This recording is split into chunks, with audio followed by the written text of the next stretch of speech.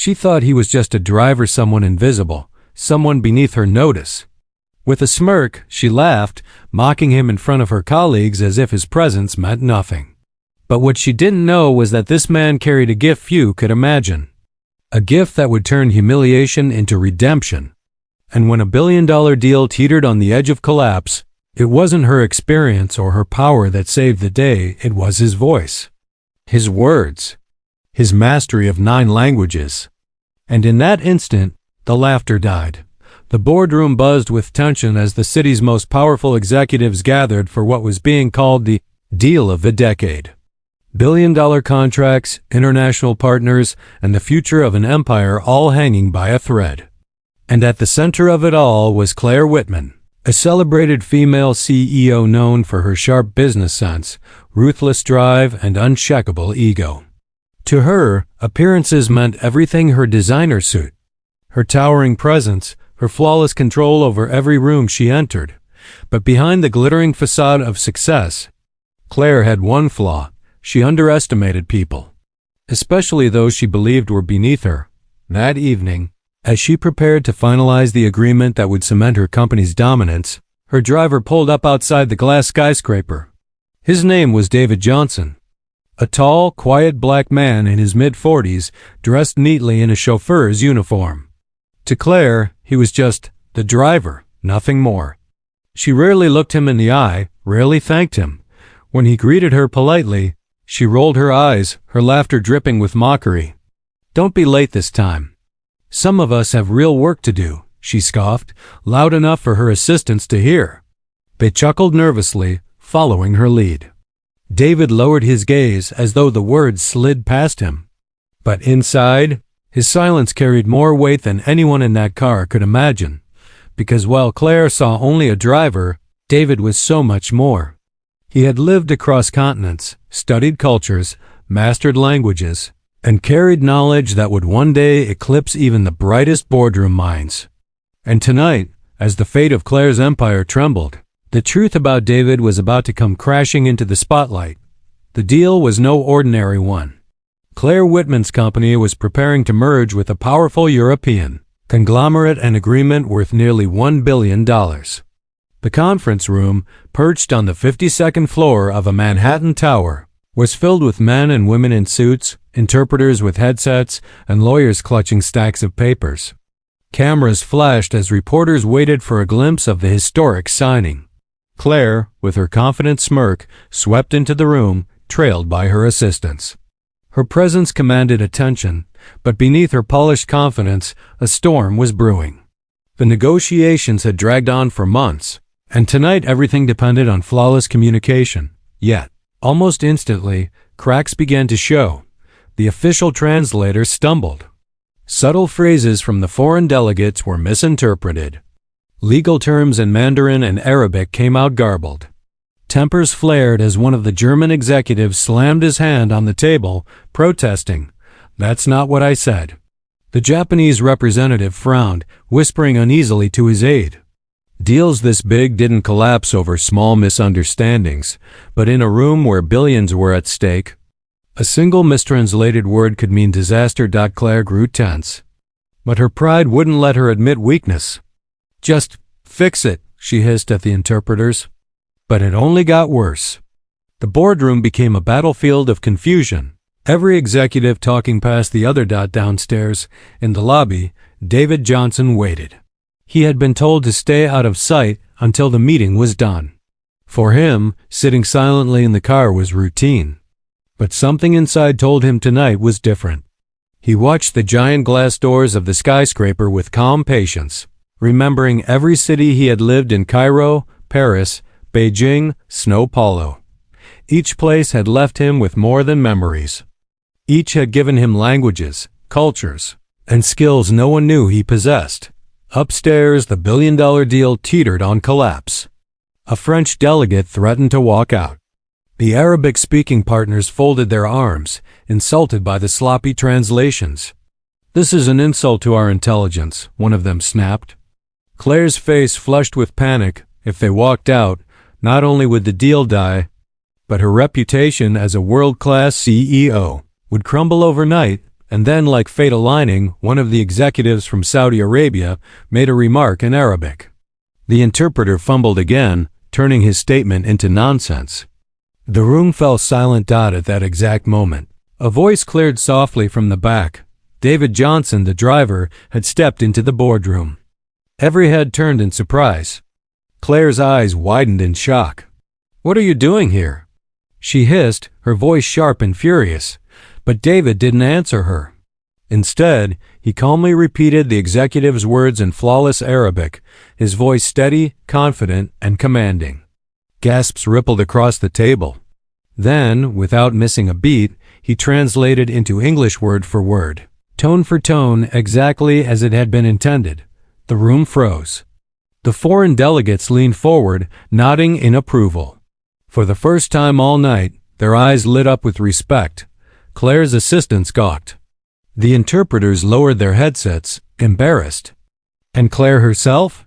Her face went pale, her smirk vanishing. The man she had mocked, laughed at, dismissed as just a driver, had just saved her deal from collapse. But David was not finished. When the Japanese representative spoke, David responded fluently in Japanese.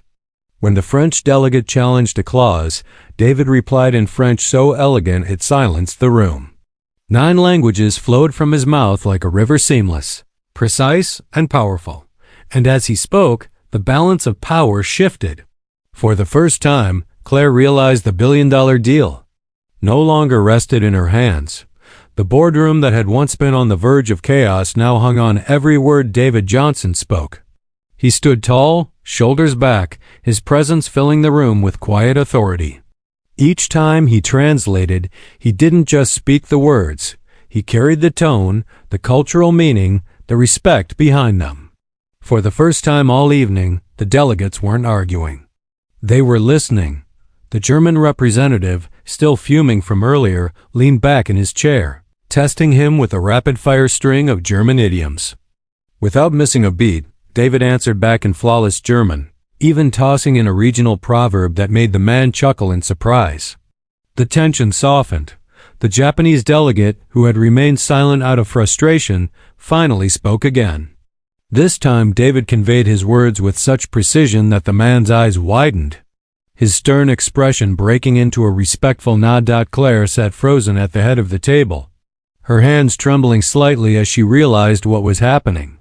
Her meeting was no longer revolving around her. Instead, all eyes, all ears, all respect had shifted toward the man she had ridiculed that very evening. Her driver. Still, her pride fought back. "This is highly unprofessional," she snapped, standing up. "He has no authorization to be here. He's not part of this deal." "On the contrary," interrupted the French delegate smoothly, his accented English sharp. "Without him, there is no deal." The other executives murmured their agreement, glaring at Claire with thinly veiled disdain.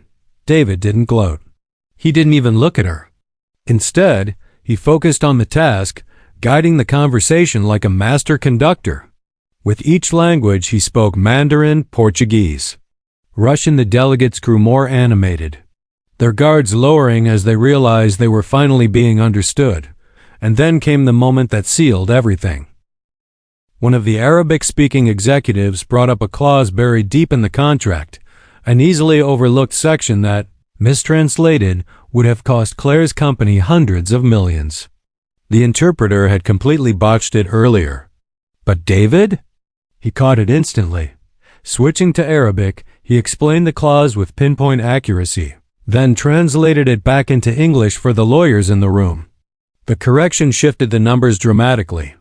The executives leaned in, realizing they weren't being cheated. Their anger melted into cautious optimism. For the first time that night, someone muttered, "This man just saved this entire agreement." Claire's assistants glanced nervously at her, waiting for her to react. But she was speechless. The negotiations picked up again, this time with David steering them. He mediated disputes, bridged cultural gaps, and even cracked subtle jokes in multiple languages that earned laughter across the table. Within an hour, the deal that had been moments away from collapsing was not only back on track, it was stronger than ever. Finally, The lead executive, a stern man from Tokyo, stood up. He removed his glasses, looked directly at David, and said with quiet authority, "Mr. Johnson, you are the reason this deal stands today. On behalf of all of us, we thank you." The entire room erupted in applause. Executives, lawyers, and translators alike rose to their feet, clapping for the man who had entered as a silent driver and transformed into the savior of a billion-dollar empire. Claire forced a smile, but the humiliation burned in her chest. All evening, she had prided herself on being the one in control. Now, in front of the most powerful business figures in the world, her arrogance had been shattered by the very man she thought was beneath her. David, calm as ever, simply gave a respectful nod. He wasn't seeking glory. But in that moment, the power dynamic was undeniable. The room no longer belonged to Claire. It belonged to him. And outside those glass walls, the world was already whispering. Reporters had heard the commotion. By morning, headlines would spread like wildfire. Driver saves $1 billion. Deal. Speaks 9 languages in historic meeting. Claire's empire had been saved, but not by her brilliance. By the humility, intelligence, and quiet strength of the man she had laughed at only hours before. And as David left the boardroom, the applause still ringing behind him, he finally looked at Claire. His eyes calm, his words steady. "You should be careful who you laugh at." Her face turned pale. The truth had been spoken. The room knew it. And so did she. The applause in the boardroom finally died down, but the atmosphere had changed forever. No one looked at Claire with the same admiration as before. Instead, every glance, every nod of respect went to David Johnson, the man she had mocked as just the driver. The foreign delegates surrounded him, shaking his hand, speaking to him in their native tongues. Each time, David responded with ease, his fluency proving beyond doubt that he wasn't a man of chance, he was a man of mastery. "Remarkable," whispered the German executive. "Incredible talent," added the Japanese delegate. Even the French, notoriously difficult to impress, clapped him on the shoulder with genuine respect. Claire stood to the side, her smile brittle, her confidence shattered. For years, she had thrived on being the smartest person in the room. Tonight, she wasn't even second place. She wasn't in the race at all. When the papers were finally signed, the billion-dollar deal secured, the lead negotiator turned not to Claire, but to David. "If you ever consider working in international diplomacy." "Mr. Johnson, our doors are open," he said warmly. The others murmured their agreement. Claire's stomach twisted. Her victory was being credited to him. She opened her mouth to speak, to remind them she was still the CEO, but the words felt hollow. Everyone already knew the truth. As the executives left, several of them ignored Claire completely, offering their final thanks directly to David instead. For a woman who thrived on power, the humiliation was unbearable. When the room was finally empty, Claire confronted him, her voice low and sharp. "You embarrassed me. You stole my spotlight." David turned, his expression calm, almost pitying. "I didn't steal anything, Miss Whitman. I only gave back what your arrogance nearly lost. Respect." The words cut deeper than any insult. Claire's face flushed red, her fists clenched at her sides. But she had no rebuttal. Down in the lobby, reporters were already buzzing. "Who was that man? Did you hear him switch languages like it was nothing?" Cameras flashed as David stepped into the elevator, executives whispering his name like a legend in the making. Claire followed silently, but this time she didn't walk ahead of him. She didn't laugh. She didn't mock. She simply walked in shame, her empire intact but her pride in ruins. When they reached the car, David did what he always did, open the door for her with quiet professionalism. But this time, Claire couldn't meet his eyes. For the first time in years, the all-powerful CEO had no words. As David slipped into the driver's seat. The irony was crystal clear. He was the one truly steering her empire now. The city lights blurred past, the tinted windows as the car slid quietly through the streets. Inside, the silence between Claire and David was louder than any argument. For years, she had measured worth in titles, wealth, and power. But tonight, The very man she had dismissed as just a driver had done what she, with all her resources, could not save her billion-dollar empire with nothing more than intelligence and respect. She stared at her reflection in the window. The image of a confident CEO replaced with a woman humbled, shaken, exposed. For the first time in her career, she wasn't thinking about numbers or shareholders. She was thinking about the man in the front seat and the ugly truth about herself. David, on the other hand, drove in calm silence. He had no need for revenge, no need to gloat. His strength lay not in humiliating those who underestimated him, but in proving through action that respect is not something you demand, it's something you earn. When they finally reached her mansion, Claire hesitated. Normally, she would step out without a word. Tonight, her hand lingered on the door handle. At last, she spoke, her voice low, stripped of arrogance. "Thank you for everything." David didn't respond. He simply nodded, his eyes steady in the rearview mirror. For him, the lesson had already been given. It wasn't his place to ensure she learned it. That was her burden now. As she walked up the steps to her glittering home, Claire realized something terrifying. Money could buy her 1,000 deals, but it could never buy her the wisdom, humility, or dignity that David carried with him every day. She had mocked him for being a driver. Yet in truth, he had driven her straight into a mirror she could no longer avoid. And for the audience watching, the question lingers. How many times do we judge others by what they appear to be, while blind to the brilliance they carry inside? Sometimes, the most powerful people in the room aren't sitting at the head of the table. Sometimes, they're the ones we overlook, until the moment their light can no longer be ignored.